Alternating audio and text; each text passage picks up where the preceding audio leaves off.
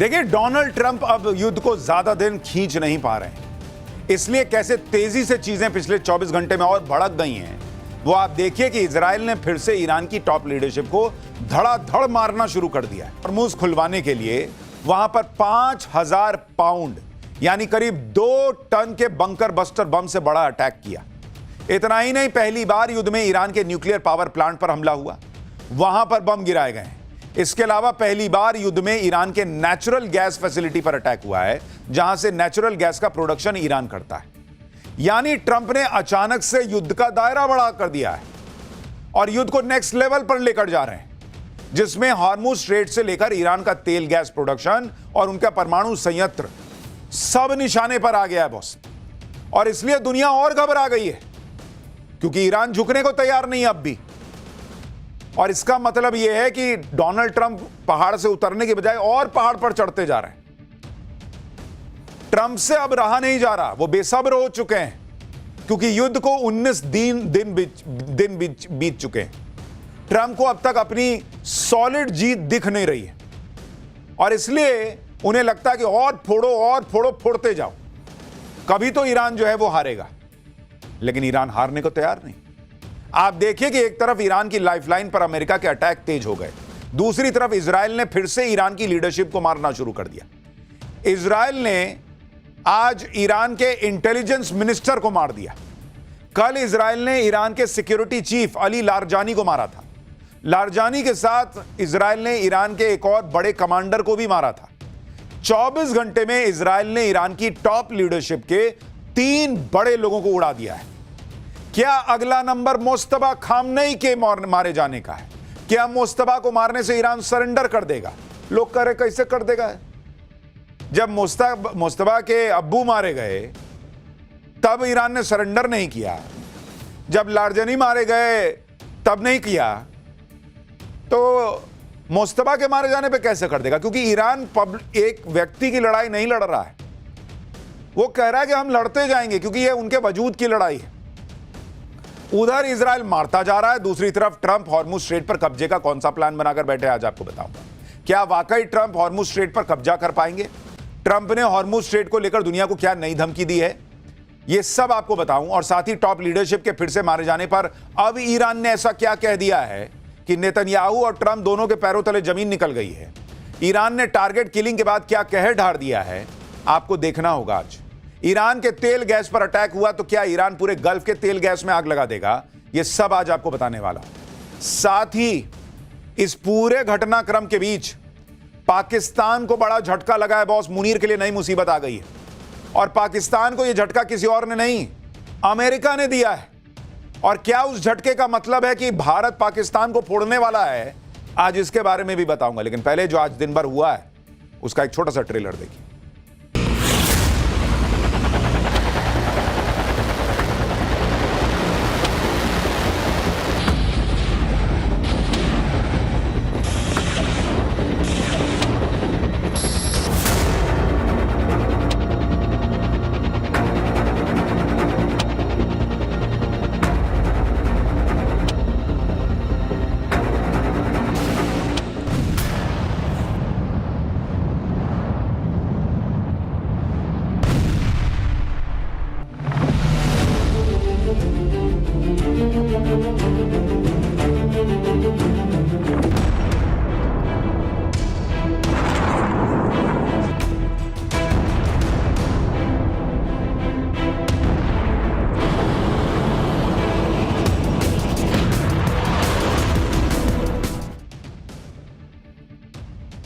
देखिए, Donald Trump अब युद्ध को ज्यादा दिन खींच नहीं पा रहे हैं, इसलिए कैसे तेजी से चीजें पिछले 24 घंटे में और भड़क गई हैं वो आप देखिए कि इजराइल ने फिर से ईरान की टॉप लीडरशिप को धड़ाधड़ मारना शुरू कर दिया है।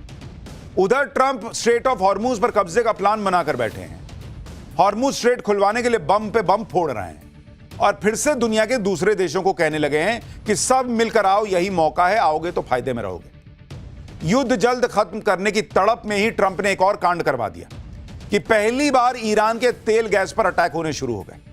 युद्ध के 19 दिन में जो नहीं हुआ वो पिछले 24 घंटे में होने लगा है। अब ईरान के गैस और ऑयल ठिकानों पर हमले शुरू हो गए। दावा है कि ईरान के बुशेहर प्रांत में ईरान के गैस फैसिलिटी, ऑयल और पेट्रोकेमिकल फैसिलिटी पर एयर स्ट्राइक हुई। ईरान के साउथ पार्स गैस फील्ड से जुड़े ठिकानों पर हमला किया गया है। South Pars gas field Iran के लिए बहुत इंपॉर्टेंट है। यहां ईरान का 40% से ज्यादा गैस रिजर्व है।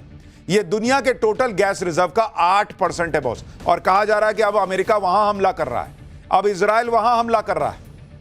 यानी डोनाल्ड ट्रंप को शायद यह लगने लगा है कि ईरान को लूट तो पाएंगे नहीं, कम से कम उसको इतना बर्बाद कर दो कि युद्ध तो रुके, वरना वो खुद लूट जाएंगे अमेरिका वाले। 19 दिन के युद्ध में ईरान के एनर्जी इंफ्रास्ट्रक्चर बचे हुए थे, क्योंकि अमेरिका को बाद में उनको लूटना था। लेकिन अब उन पर हमले हो रहे हैं। पहली बार ईरान के न्यूक्लियर पावर प्लांट पर भी हमले का दावा है।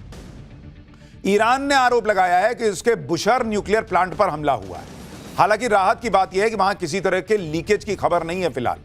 इंटरनेशनल एटॉमिक एनर्जी एजेंसी ने भी ऐसी संवेदनशील जगह पर हमला न करने की अपील की है।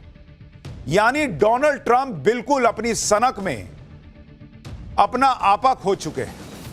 उनको समझ में नहीं आ रहा क्या करना है। उनको लग रहा है जहां मार सकते हो मारो, खत्म ही कर दो, इस ईरान को का नक्शा खत्म कर दो, इसको मिटा दो, दुनिया के नक्शे से हटा दो।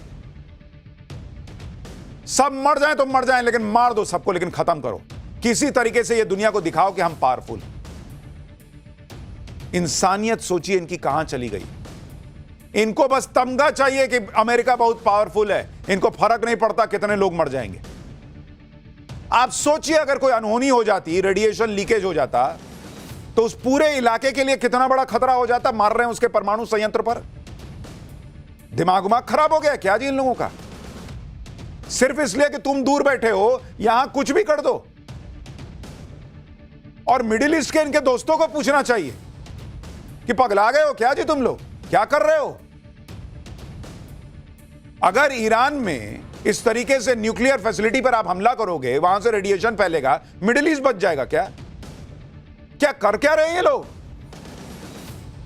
ईरान की एनर्जी फैसिलिटी पर हमला हो रहा है, न्यूक्लियर प्लांट पर हमला हो रहा है। ईरान भड़का हुआ है।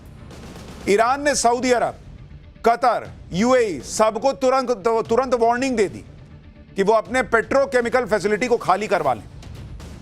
ईरान की धमकी से मिडिल ईस्ट में खलबली मच गई है बॉस। कतर ने कहा कि इजराइल के इस तरह के हमले बहुत खतरनाक हैं। कतर ने कहा कि एनर्जी इंफ्रास्ट्रक्चर पर हमला ग्लोबल एनर्जी सिक्योरिटी के लिए खतरा है। कतर ने अहम ठिकानों पर हमला न करने की अपील की, क्योंकि ईरान ने संकेत दे दिया कि तुम अपना पेट्रोकेमिकल का जो है हिस्सा खाली कर लो, हम मारेंगे। भाई उसका क्लियर हिसाब चल रहा, तुम मारोगे हम मारेंगे, तुम मारोगे हम मारेंगे, तुम 2 मारोगे हम 4 मारेंगे। तुम हमको मारना चाहते हो ना, खत्म करना चाहते हो, मारो, हम भी मरते मरते तुमको जितना मार सकते हैं मारेंगे। और डोनाल्ड ट्रंप कर क्या रहे भाई? पूरी दुनिया में ऑलरेडी तेल की कीमतें बढ़ रही हैं, और आप जो है वो ऑयल रिजर्व और अब जो है वो गैस संयंत्र सब जगह पर अटैक कर रहे हो। अगर सब एक दूसरे के तेल गैस फोड़ने लग गए, दुनिया बचेगी बॉस, हाहाकार मच जाएगा। लेकिन ट्रंप को अपनी सनक में कोई फर्क ही नहीं पड़ रहा। ट्रंप को तो अभी इस बात की पड़ी है कि कैसे युद्ध निपट जाए, कैसे मैं हीरो साबित हो जाऊं।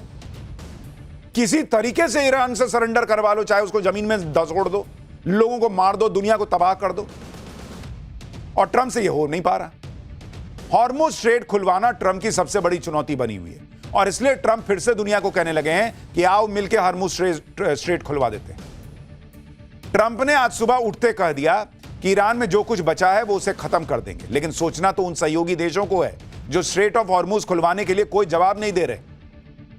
स्ट्रेट ऑफ हॉर्मुज तो अमेरिका इस्तेमाल नहीं करता, लेकिन जो देश इस्तेमाल करते हैं वो जल्द तैयार हो जाए। यानी ट्रंप कह रहे हैं कि हॉर्मुज स्ट्रेट जिसे इस्तेमाल करना है वो साथ आ जाए, अभी मौका है, साथ आ जाएंगे तो फायदे में रहेंगे।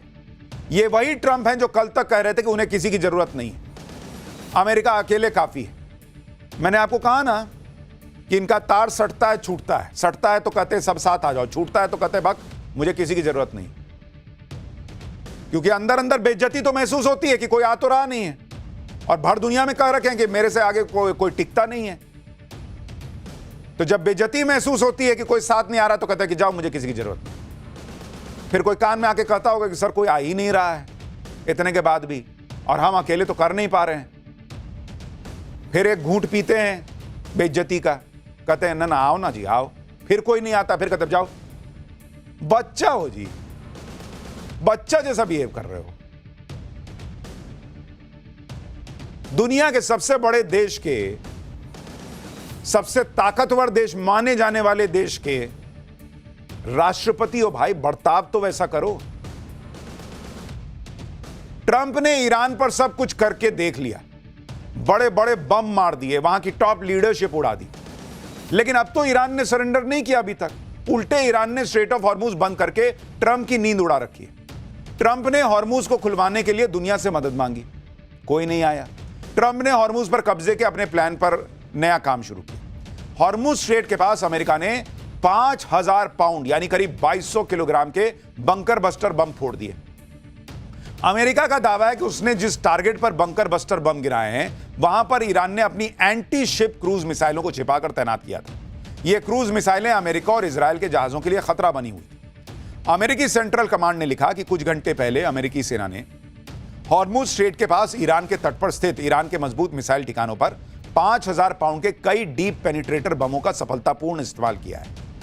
अमेरिका ने स्ट्रेट ऑफ हॉर्मुज पर 2200 किलो के भारी भरकम बंकर बस्टर बम इसलिए गिराए क्योंकि बंकर बस्टर बम जमीन के 100 फीट नीचे तक तबाही मचा सकते हैं।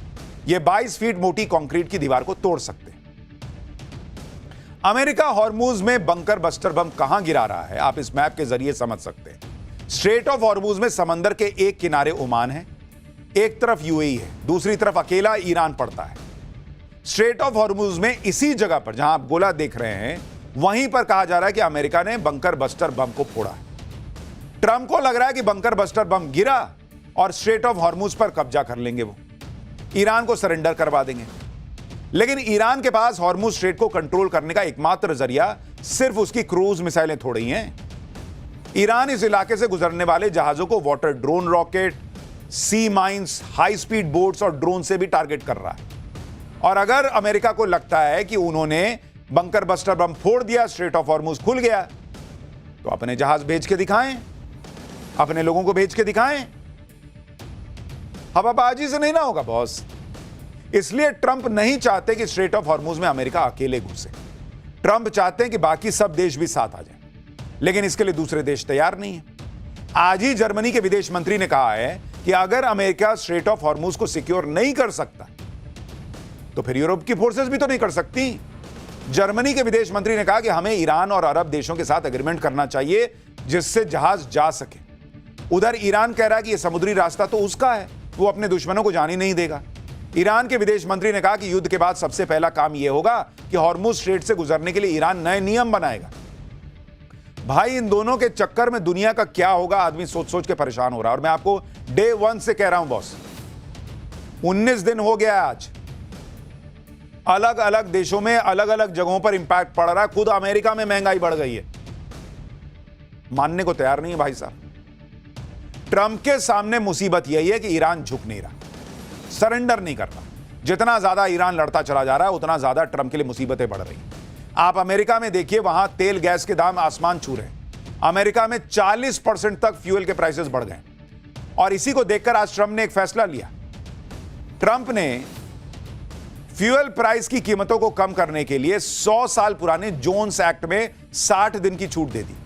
इस कानून के तहत जो भी सामान अमेरिका के पोर्ट्स के बीच आता जाता है, वो शिप अमेरिका का होना चाहिए और क्रू मेंबर में भी अमेरिकी नागरिक होने ही चाहिए। इस जोन्स एक्ट की वजह से सामान के ट्रांसपोर्ट में काफी वक्त लगता था, दाम बढ़ जाते थे। लेकिन अब ट्रंप ने इस कानून के तहत जो नियम है उसमें 60 दिन की छूट दे दी। क्यों दे दी भाई? क्योंकि आपको दिख रहा है कि आपके देश में महंगाई बढ़ रही है, इसलिए आपने इतने पुराने नियम में भी छूट दे दी। अपने यहां के लोगों की मजबूरी दिख रही है। हमारे यहां जो हो रहा है वो नहीं दिख रहा, दूसरे जगह हो रहा है वो नहीं दिख रहा। पाकिस्तान इनके तलवे चाटते रह गया, आज वहां लॉकडाउन लगा हुआ है, इनको नहीं दिखता है। इनफैक्ट पाकिस्तान को तो आज बहुत गंदा ठोक दिए हैं ये लोग, अभी बताऊंगा आगे। ट्रंप को मजबूरी में ये सब करना पड़ रहा है, वो दिखा रहे हैं, क्योंकि हर मामले के एक्सपर्ट बनते थे, लेकिन ईरान के मामले में ऐसा फंस गए कि लोग मजाक उड़ा रहे हैं। भाई, ट्रंप कितने बड़े लफ्फाज हैं, कितना लंबा लंबा फेंकते हैं। उनका एक वीडियो वायरल हो रहा है। ये भाई साहब हर चीज के एक्सपर्ट हैं। भाई साहब, ये लिस्ट लंबी है। ये आदमी इतना बड़ा लफ्फाज है कि ये हर चीज में इनकी लाइन है कि मुझसे बेहतर कोई नहीं जानता। वो क्या राजपाल यादव का सीन है ना कि मैं सब जानता हूं सर। ये भाई साहब वही है, मैं सब जानता हूं, मुझसे बेहतर कोई नहीं जानता। इसी लफाजी के चक्कर में इन्होंने दुनिया को फंसा दिया। इसी लफाजी ने ट्रंप से ईरान युद्ध करवा दिया, क्योंकि इनको लगता है मैं सब जानता हूं, और अब फंस गए। लेकिन फंस गए तो ये नहीं जानते कि इससे निकलना कैसे है। अपनी खींच मिटाने के लिए ट्रंप ने सारे हथियार निकाल लिए। हार्मुज पे बर्म गिरा के देख लिया, ईरान की टॉप लीडरशिप मार के देख ली। क्या हुआ? युद्ध खत्म हुआ। कल ही इजराइल ने ईरान के national security chief Ali Larijani को ढेर कर दिया। आज इजराइल ने ईरान के इंटेलिजेंस मिनिस्टर को मार दिया। इजराइल ने बताया कि पिछली रात उसने एयर स्ट्राइक में इंटेलिजेंस मिनिस्टर इस्माइल खतीब को खत्म कर दिया। साल 2021 में इस्माइल खतीब ईरान के इंटेलिजेंस मिनिस्टर बने थे। खतीब ईरान की मिनिस्ट्री ऑफ इंटेलिजेंस को संभाल रहे थे। इजराइल ने आरोप लगाया कि खतीब के मंत्री रहते हुए ही ईरान ने इजराइल के खिलाफ कई खुफिया ऑपरेशन किए थे। इजराइल ने यह भी हाल ही में ईरान में प्रदर्शनकारियों को मारने में खतीब का अहम रोल था, यह भी कहा। इससे पहले कल इजराइल ने ईरान के national security chief Ali Larijani को ढेर किया था। जिस वक्त अली लारिजानी पर हमला हुआ वो तेहरान के बाहरी इलाके करज के परदीस में अपने परिवार के साथ थे। इस हमले में अली लारिजानी और उनके बेटे डॉक्टर मोर्जता लारिजानी की मौत हो गई। लारिजानी और उनके बेटे के ताबूत को ईरान में सार्वजनिक तौर पर दिखाया गया। 17 दिन पहले ईरान के सुप्रीम लीडर अयतुल्लाह अली खamenei को टारगेट किया गया था। उसके बाद से ईरान की टॉप लीडरशिप को नहीं छुआ गया था, लेकिन अब फिर से टॉप लीडरशिप को मारा जा रहा है। इससे यही सवाल उठ रहे हैं कि क्या यह युद्ध की कोई रणनीति है, या फिर ऐसा इसलिए किया जा रहा है कि कोई ट्रंप समझ रहे हैं कि ईरान में कोई रिजीम चेंज नहीं होने वाला। ट्रंप समझ गए कि ईरान ना बातचीत करने के मूड में है, ना सरेंडर करने के मूड में है। क्या इसी वजह से ईरान पर प्रेशर बनाने के लिए उनकी टॉप लीडरशिप को खत्म किया जा रहा है? क्या युद्ध को जल्दी निपटाने के लिए ताबड़तोड़ किलिंग हो रही है? जिस तरह से ईरान की टॉप लीडरशिप पर हमले हो रहे हैं, उसके बाद सवाल यह भी है कि क्या अगला नंबर मुस्तफा खामनेई का है, क्योंकि मुस्तफा खामनेई अब ईरान के नए सुप्रीम लीडर हैं। मुस्तफा के तौर पर ईरान को नया चेहरा, नया नेतृत्व और नया जोश मिला है। इस जोश को ठंडा करने के लिए ट्रंप मुस्तफा को भी टारगेट कर सकते हैं। उधर इजराइल यह दावा कर रहा है कि अभी तो कई और सरप्राइज बचे हुए हैं। ट्रंप शायद इस गलतफहमी में है कि अगर वो ईरान की टॉप लीडरशिप को मारते चले जाएंगे, मुस्तफा खामनेई को भी उड़ा देंगे, हॉर्मुज स्ट्रेट को खुलवा देंगे, खार्ग आइलैंड पर कब्जा कर लेंगे, तो ईरान को हरा देंगे। लेकिन ईरान अलग लेवल पर है बॉस। आज ईरान से अली लारिजानी के जनाजे पर जो भीड़ उमड़ी है, उसे देखकर तो साफ लग रहा है कि ईरान झुकने वाला नहीं है। आप भीड़ को देखिए बॉस, अली लारिजानी के जनाजे में जुटी इस भीड़ को देखिए। डोनाल्ड ट्रंप के एक्शन ने ईरान को और एकजुट कर दिया है। अब वहां कट्टरपंथ की बात ही नहीं हो रही, अब वहां नेशनलिज्म की बात हो रही है। वहां राष्ट्रवाद जाग रहा है कि भाई हमको सबको एक रहना है, कट्टरवाद तो बाद में देख लेंगे। और इनको पता है कि चारों तरफ बम फट रहा है, फिर भी इतनी पब्लिक आई हुई है। अली लारिजानी के जनाजे में जुटी ये भीड़ मैसेज दे रही है कि ईरान किसी भी कुर्बानी के लिए तैयार है। ईरान के विदेश मंत्री अब्बास अरागची भी कह रहे हैं कि हमें अपनी जान में देने में कोई हिचक नहीं है। भाई वो कह रहे हैं खुल के। ईरान के विदेश मंत्री ने कहा कि किसी एक व्यक्ति का मारे जाने से स्ट्रक्चर पर कोई असर नहीं पड़ेगा। उनके मुताबिक जब हमारे सुप्रीम लीडर भी शहीद हो गए, तब भी ईरान लड़ता ना रहा। ईरान के विदेश मंत्री ने कहा कि अगर मैं भी मारा जाऊंगा ना, तो कोई और मेरी जगह आ जाएगा। यानी ईरान का मैसेज क्लियर है कि तुम मारते जाओगे, कोई खड़ा होता जाएगा, तुम मारोगे, कोई खड़ा होगा, तुम मारोगे, कोई खड़ा होगा। इससे सोल्यूशन नहीं निकलना बॉस। ईरान कह रहा है कि जब वो अपने सुप्रीम लीडर की मौत के बाद नहीं झुका, तो अब क्या झुक जाएगा यार। ईरान खुला चैलेंज दे रहा है, जिसको मारना है मार दो। भर भीड़ खड़ी है और सड़क पर, मार दो सबको। लेकिन ईरान नहीं झुकने वाला। ईरान ने अपने रक्षा प्रमुख अली लारिजानी की मौत का बदला लेने की कसम खा ली। IRGC यानी ईरान रेवोल्यूशनरी गार्ड कॉर्प्स ने इजराइल पर मिसाइल हमलों की 61वीं लहर का ऐलान कर दिया। IRGC ने कहा है कि वो लारिजानी की मौत को ना भूलेंगे, ना किसी को भूलने देंगे। और जब तक इजराइल से खूनी बदला नहीं ले लिया जाता, तब तक IRGC का एक भी गार्ड चैन से नहीं बैठेगा। IRGC ने कहा है कि इस तरह के एक्शन इस्लामी गणराज्य की स्वतंत्रता, आजादी, क्षेत्रीय अखंडता, ईरान की रक्षा के रास्ते में बाधा नहीं बनेंगी। IRGC ने कहा कि लारिजानी की मौत देश में नया जोश भरने का सोर्स बनेगी। इजराइल पर नई मिसाइल वेब अटैक की धमकी के बाद IRGC ने एक वीडियो भी जारी किया। इस वीडियो में एक के बाद एक कई मिसाइल्स लॉन्च होती हुई दिख रही हैं। देखिए जरा। अपने रक्षा प्रमुख की मौत के कुछ घंटों बाद ईरान ने इजराइल और अमेरिका के ठिकानों पर ताबड़तोड़ हमले किए।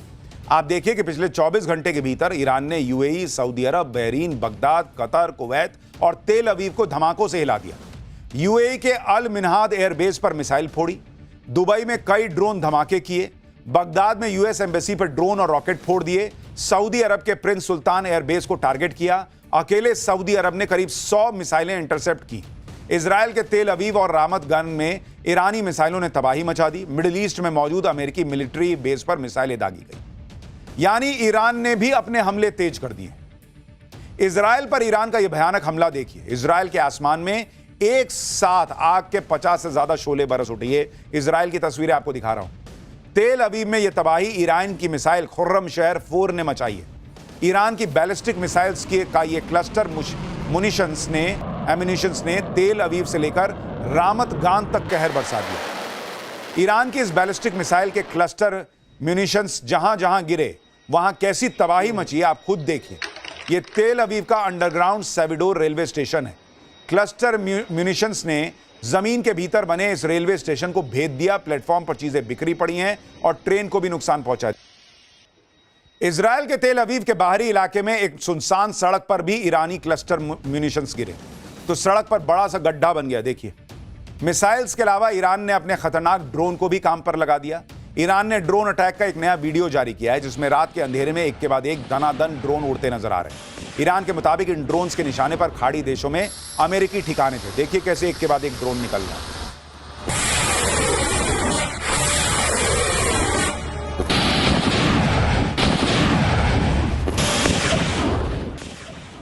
इजराइल के डिफेंस सिस्टम को छकाते हुए ईरान की मिसाइल तेल अवीव में एक अपार्टमेंट पर जा गिरी, जिसके बाद पूरे इलाके में कोहराम मच गया। अपार्टमेंट के कई फ्लोर पर आग लग गई, पार्किंग में खड़ी कई गाड़ियां जल गई। फायर ब्रिगेड वाले आग बुझाते नजर आए। तेल अवीव के रमत गान से हमारे सहयोगी की ग्राउंड रिपोर्ट देखिए। इस वक्त रमत गान इलाके में है इसराइल में, जहां की रात में एक बहुत बड़े प्रोजेक्टाइल को एयर डिफेंस इक्विपमेंट ने डिस्ट्रॉय किया, लेकिन उसका जो डेबरी है, उसका जो मलबा है आकर एक ऐसे रिहायशी इलाके पर एक घर पर गिरा। आप देख सकते हैं जो बालकनी वो पील आउट हो गई है, बिखर कर बाहर आ गई और जिसका पूरा मलबा नीचे गिरा हुआ था। और इसमें एक हादसा हुआ जिसमें कि 2 बुजुर्ग व्यक्ति जिनकी उम्र लगभग 70 साल थी, उनकी मृत्यु हो गई है।